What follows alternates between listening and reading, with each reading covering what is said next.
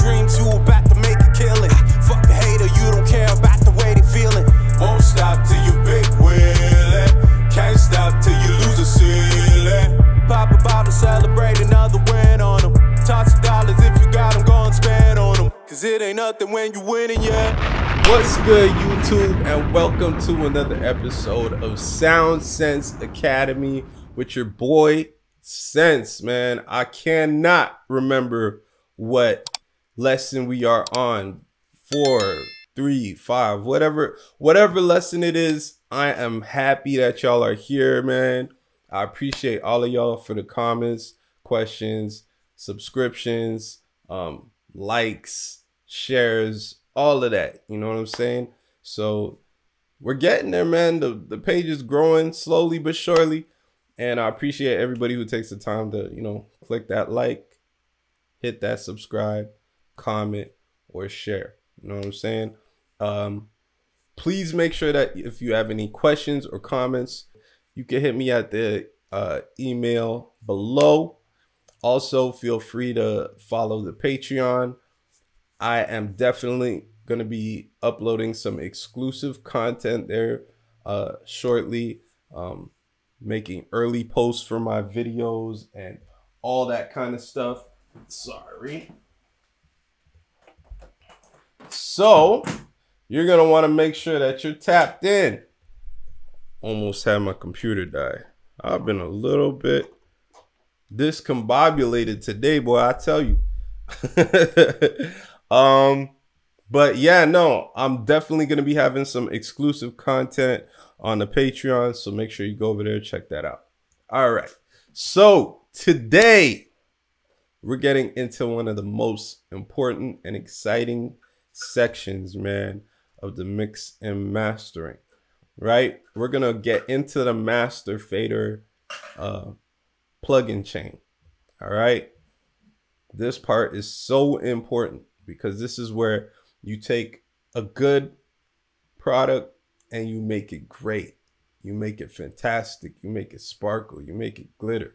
You know what I'm saying? And then I'm going to teach you the cheat code. All right? Not saying shit about that right now. But there will come a time after y'all been here for a while, I'm going to give you the cheat code. All right? But for right now, we're going to deal with the master fader, right? So let's not wait. Let's get into it. Right here. So the first plugin that you're going to want to add is in Soundfield. And that is called the Paz Analyzer. Now, I don't think this comes standard. You might have to buy this extra, or you might have to include it in your extra kit. Extra waves kit. Like I mentioned, you could get the gold package which has a bunch of free plugins and it lists them all for you, and then it gives you the offer to get 5 more for like an additional $7.99 per month or something like that. If this does not come standard, you might want to add that to the kit because this does a lot. Now, like I explained to you, I'm not the most technically savvy person as far as like terminology, because I was not school trained. But my assumption is neither were you, or you wouldn't be here. You know what I'm saying?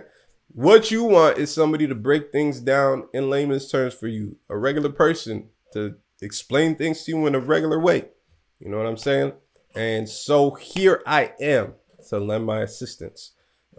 So in my opinion, from what I can detect, the Paz Analyzer actually analyzes the frequencies and tries to separate the vocal frequencies from the instrumental frequencies.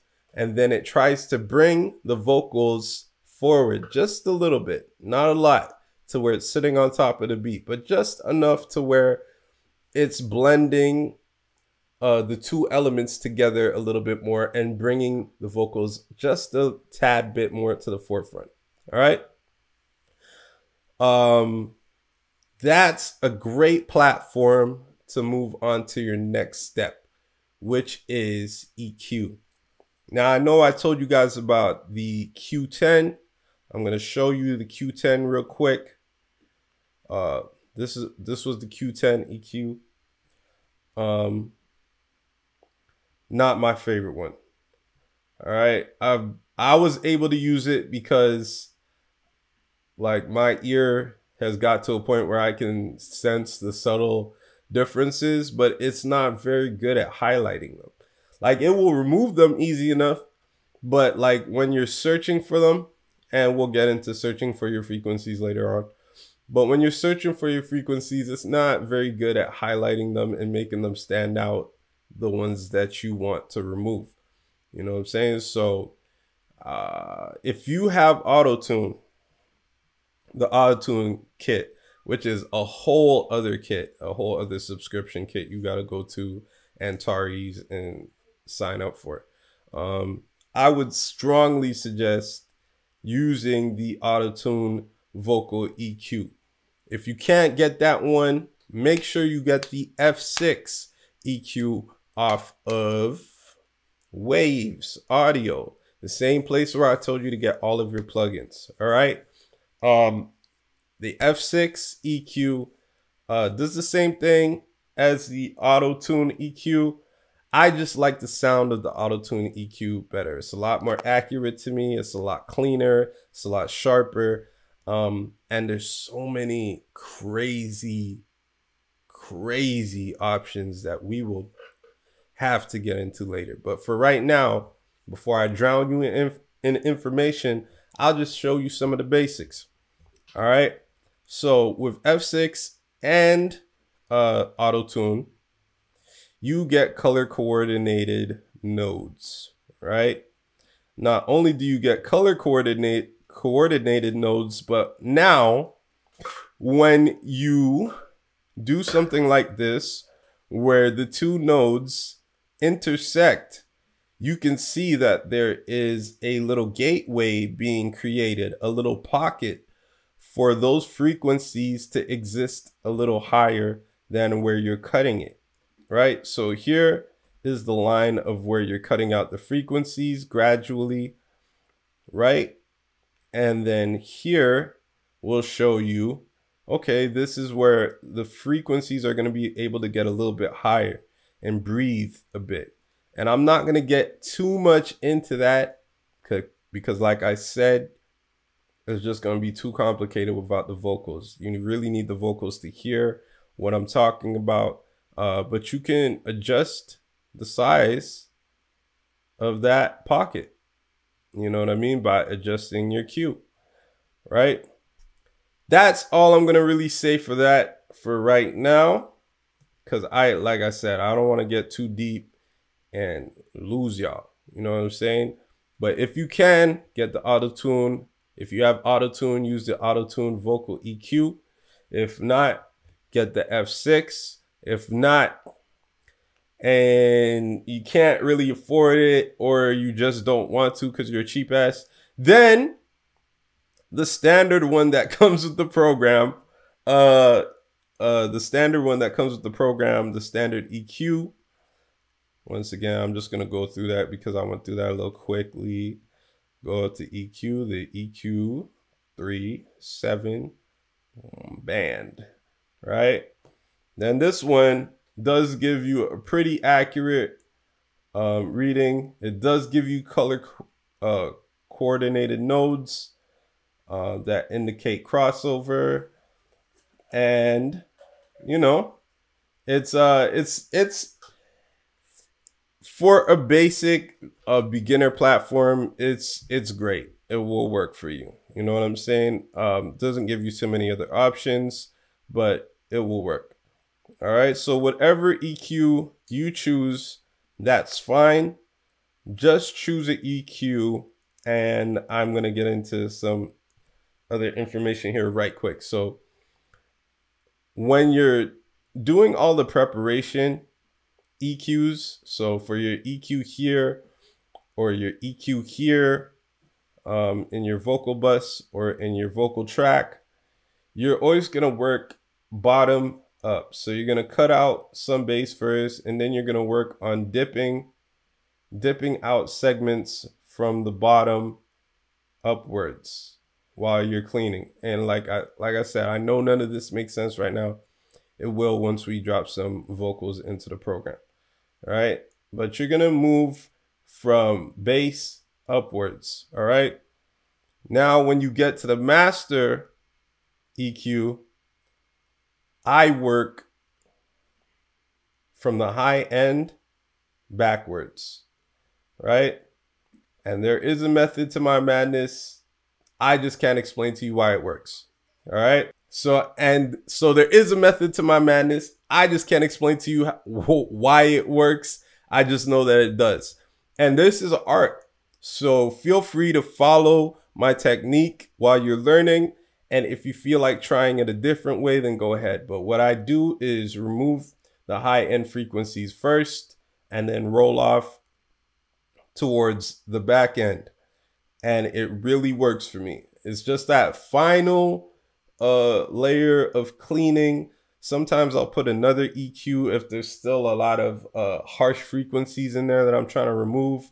Obviously, once I get into those harsh frequencies, I'm going to narrow that Q down because I want to get into specific frequencies, find those frequencies, and then drag them out. You know what I'm saying? So stuff like that. You know what I mean? You might know what I mean, might not. Like I said, don't get too lost in all of that right now. I'm just giving you some broad strokes, especially for the people that do have a little bit of EQ experience to understand what I'm talking about. They might be able to start experimenting with it before we actually start getting into the detail.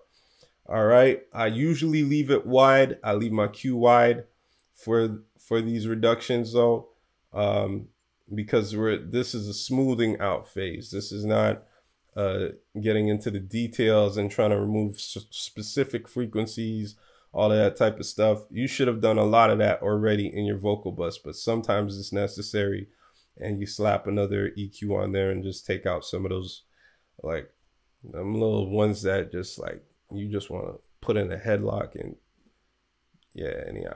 So we're just gonna move on to the next plug in, which is your noise reduction.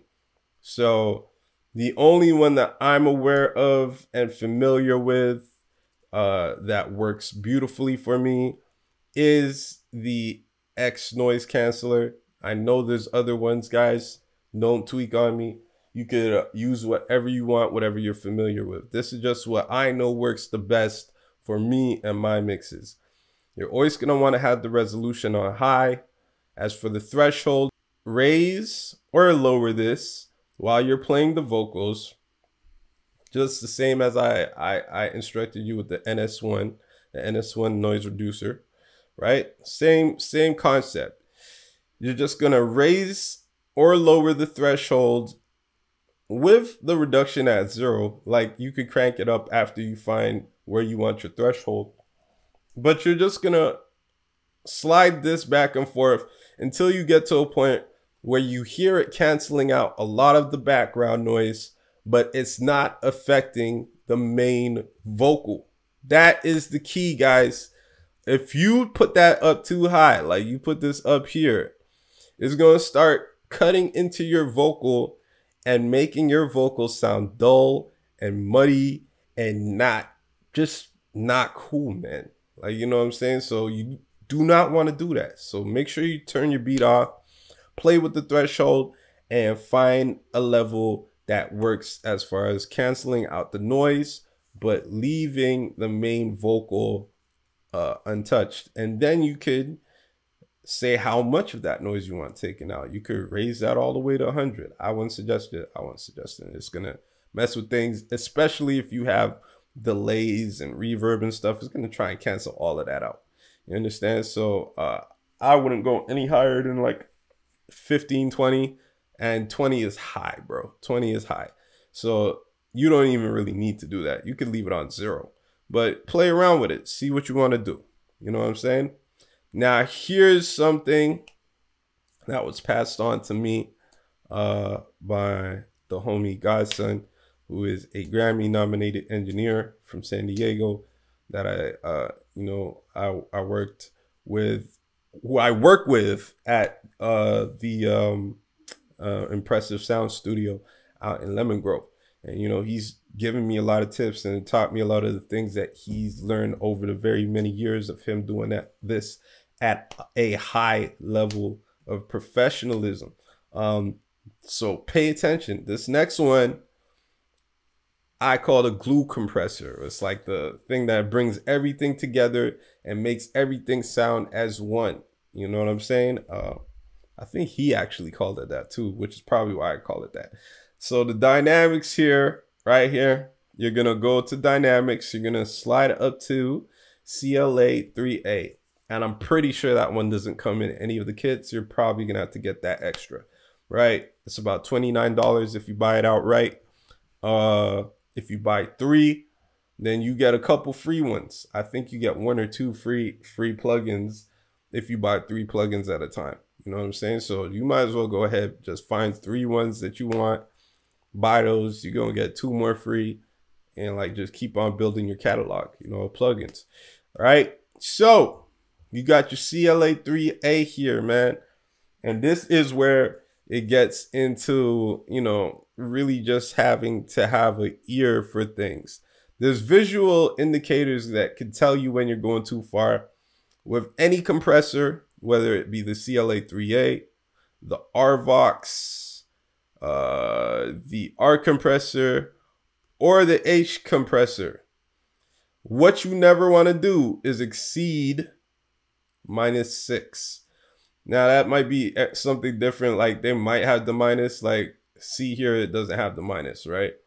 But you just never want to go past the low 6, right? If there's not another 6 up here, then this is the low 6. They're just showing you. So if your needle is slamming past the 6, your vocals are probably over compressed. They're going to sound weird as fuck, right? Same thing here. If your vocals are going past -6 consistently, like it's okay if it spikes past that every once in a while, because you know we're gonna have like different fluctuations in our voice and different fluctuations in our, whether we have a compressor or we don't have a compressor, whatever the case may be, like a hardware compressor. So you know, if it flicks above it every once in a while, that's fine. But if it's consistently going past -6, you got a problem. Your shit probably sounds weird.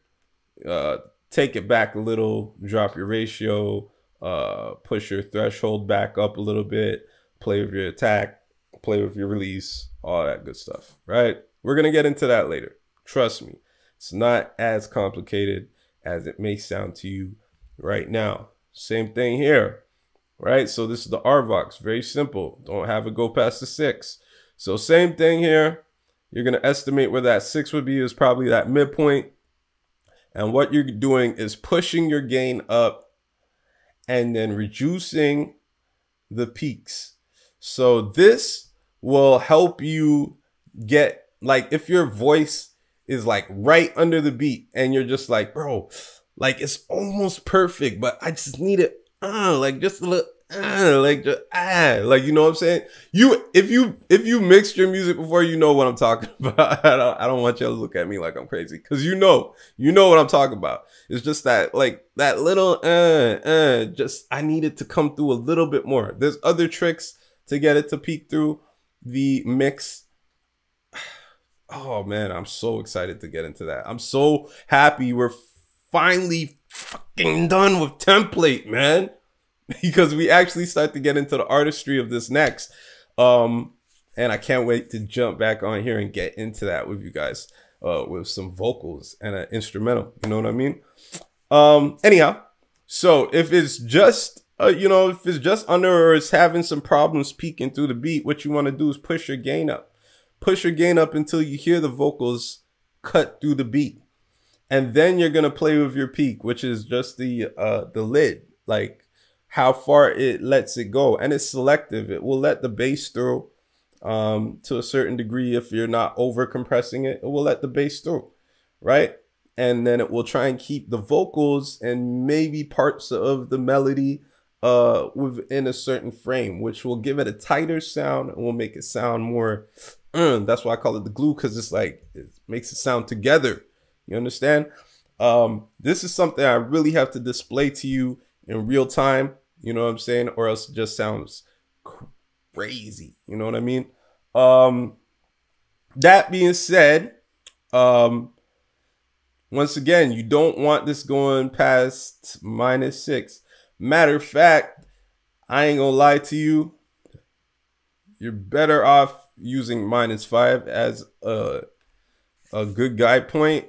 But yeah, -6, no more than -6, but you know, try and keep it around -5. And then just use these 2 buttons, man, and get yourself to a balance. All right, now once you have a balance, what you want to do is just slap a finishing touch on top of that. Like, compression is so critical and crucial. People just want to use one compression, and like, they don't understand. Depending on how much hardware you have, you might need a lot more than that. You know what I'm saying? And the final plugin that you're going to use is called the L1 limiter. That is a compressor. Very basic. You find it in your dynamics, same place that you find all of your compressors. Click L1 limiter, and it's just one button. You're just controlling the output ceiling. All right. And you're going to slide it down until it makes the track feel good. That's the best way I could explain it for now, without having any vocals or instrumentals to show you what I'm talking about. But you're just going to slide it down until the track feels cozy, feels well controlled, doesn't feel wild. The basses are fluctuating in a good space, and the vocals feel tight and woven into the instrumental. You know what I'm saying? In my personal experience of my mixing style, anywhere from -5 to -2. You know what I mean? Usually no lower than that.